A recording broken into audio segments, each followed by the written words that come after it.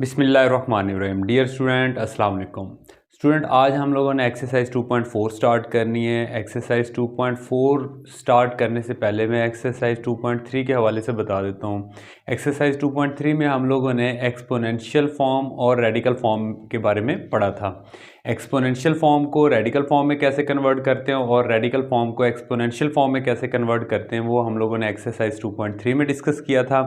आज हम लोग एक्सरसाइज 2.4 में लॉज ऑफ एक्सपोनेंट्स को अप्लाई करेंगे कि लॉज ऑफ एक्सपोनेंट कहाँ कहाँ पे कैसे अप्लाई होते हैं।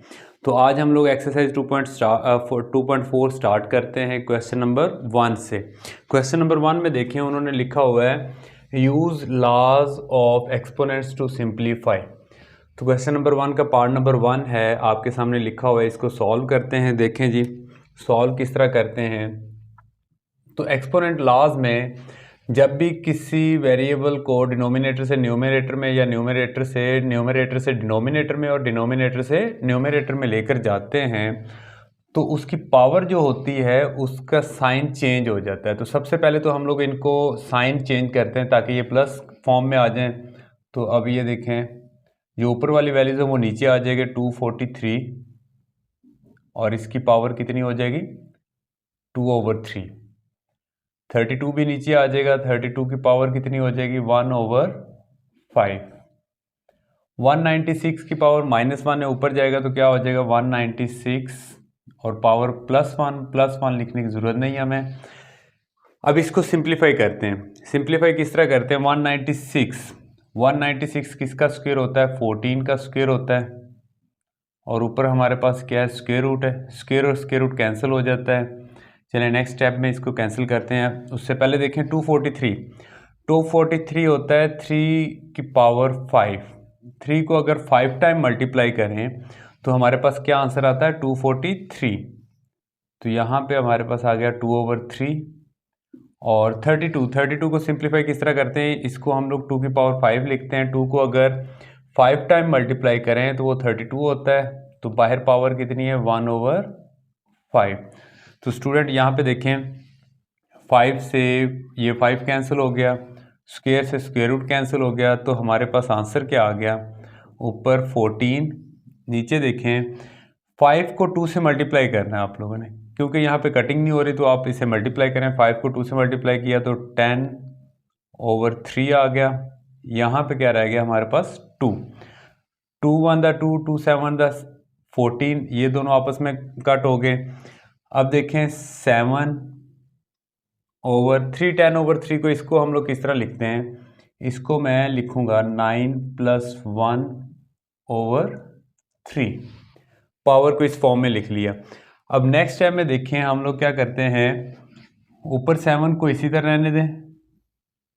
यहाँ पे एक्सपोनेंट लॉ को यूज़ करते हुए दोनों को सेपरेट कर लेते हैं। 3⁻9/3 डॉट 3 की पावर 1/3, ये दोनों को सेपरेट कर लिया हम लोगों ने। 9 को भी 3 पे डिवाइड कर दिया प्लस 3⁻1/3 दोनों को सेपरेट कर दिया।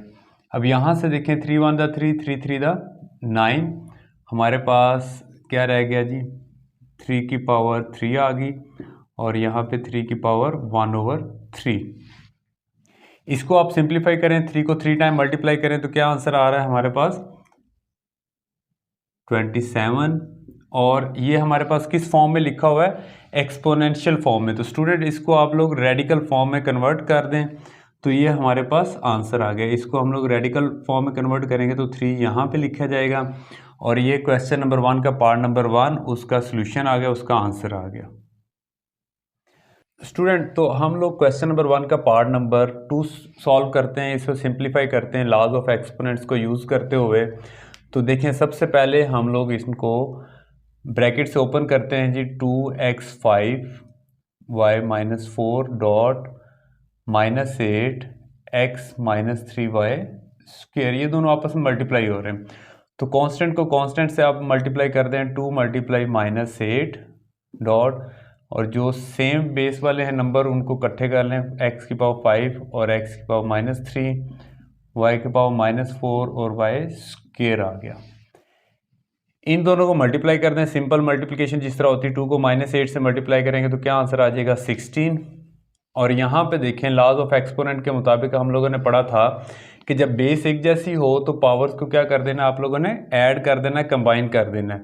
तो बेस एक जैसी पावर को ऐड कर दें, 5 माइनस 3, और अगेन यहाँ पे अगेन बेस क्या है, एक जैसी है, तो पावर को आप लोग कंबाइन कर दें या ऐड कर दें, -4 + 2। तो इसका आंसर आ गया -16। x 5 में से -3 करेंगे तो 2 आ गया, y -4 में से +2 करेंगे तो आंसर हमारे पास -2 आ गया। तो स्टूडेंट्स आप आंसर को इस तरह भी लिख सकते हैं। अगर इससे मज़ीद आपने सिंप्लीफाई करना है, पावर को पॉजिटिव करना है, तो y की पावर -2 है, डिनोमिनेटर में लेकर आएंगे तो y की पावर क्या हो जाएगी, +2। तो ये पार्ट नंबर 2 भी हो गया। चलें अब हम लोग पार्ट नंबर 3 सॉल्व करते हैं। पार्ट नंबर 3 को देखें स्टूडेंट किस तरह सॉल्व करना है। आप लोगों ने लॉज ऑफ एक्सपोनेंट में एक फार्मूला पढ़ा था कि अगर हमारे पास a.b और दोनों के ऊपर पावर m लिखा हो तो इसको आप लोग सेपरेट कर सकते हैं। मतलब किस तरह, am.bm। देखें दो नंबर मल्टीप्लाई हो रहे थे, दोनों की पावर क्या थी, सेम, तो दोनों को आप लोग सेपरेटली पावर उनके ऊपर लिख सकते हैं, बीच में मल्टीप्लिकेशन का साइन। तो इस रूल के तहत हम लोग यहाँ पे सबसे पहले तो सारे जितने भी नंबर्स हैं सबकी पावर को सेपरेट कर लेते हैं।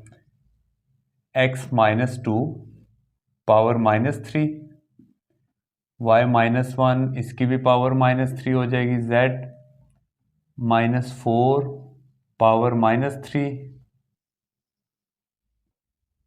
x4 -3 पावर y-3, इसकी भी सबकी पावर -3 कर देंगे। z की पावर कितनी है, 0, और इसकी पावर भी -3 कर देंगे। अब यहाँ पे एक और रूल इस्तेमाल करेंगे हम लोग नेक्स्ट स्टेप में। तो स्टूडेंट वो हम लोगों ने पढ़ा था कि अगर a के ऊपर पावर m है और इसकी अगेन ब्रैकेट के बाहर एक पावर है n, तो इसको हम लोग पावर को पावर से मल्टीप्लाई कर देते हैं। तो m को n से मल्टीप्लाई करेंगे तो mn। ये रूल अब इस स्टेप में यूज़ करेंगे। देखें आप जितने भी नंबर यहाँ पे लिखे हुए हैं उनके ऊपर पावर लिखी हुई, तो पावर को पावर से आप लोग डायरेक्ट मल्टीप्लाई करें।